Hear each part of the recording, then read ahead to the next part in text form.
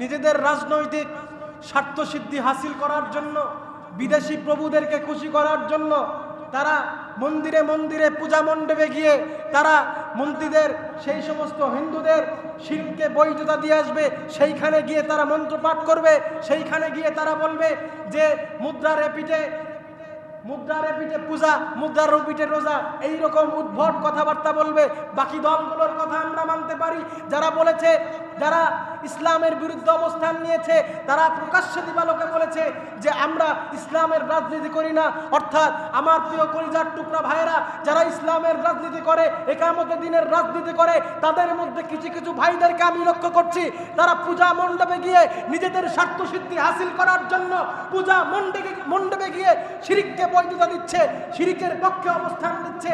আচ্ছা বলেন তো, কেউ যদি আপনার বোনকে ধর্ষণ করে, কেউ যদি আপনার ভাইকে ধর্ষণ করে, কেউ যদি আপনার মার সম্ভ্রম কেড়ে নেয়, কেউ যদি আপনার বাবাকে হত্যা করে, কেউ যদি আপনার মাকে হত্যা করে, কেউ যদি আপনার পরিবার পরিজনকে হত্যা করে, সে যদি হত্যা করে সেটাকে সেলিব্রেশন করার জন্য একটি অনুষ্ঠান প্রয়োগ করে, একটি অনুষ্ঠান আয়োজন করে, আপনি কি সেই অনুষ্ঠানে গিয়ে বলবেন আপনাকে পূর্ণ স্বাধীনতা দেওয়া হলো?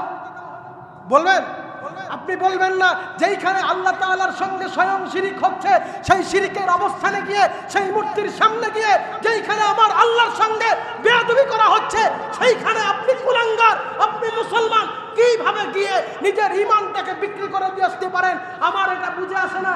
ও প্রিয় ভাইয়েরা আমার, আপনাদেরকে সাবধান করে দিয়ে বলতে চাই, সামান্য কয়েকটা ভোটের জন্য, ভোটের রাজনীতি করার জন্য যদি ওইখানে ওই পূজা মণ্ডপে গিয়ে হিন্দুদের কাছে আপনারা যান, সেই মূর্তির সামনে আপনারা যান, তাহলে আমরা ধরে নিব আপনারা যে তথাকথিত ইসলামী রাষ্ট্র কায়েমের কথা বলেন, সেইখান থেকে আপনারা সরে গিয়ে আপনারা সেই ইহুদিদের, সেই ডোনাল্ড ট্রাম্প থেকে নিয়ে শুরু করে সেই বিদেশিদের পাঁচটা কুকুর হয়ে গিয়েছে।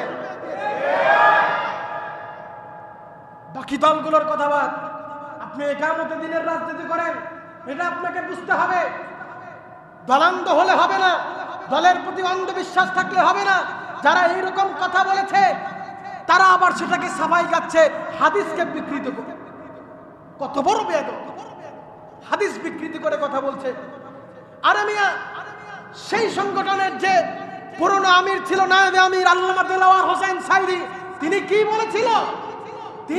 বলেছিল?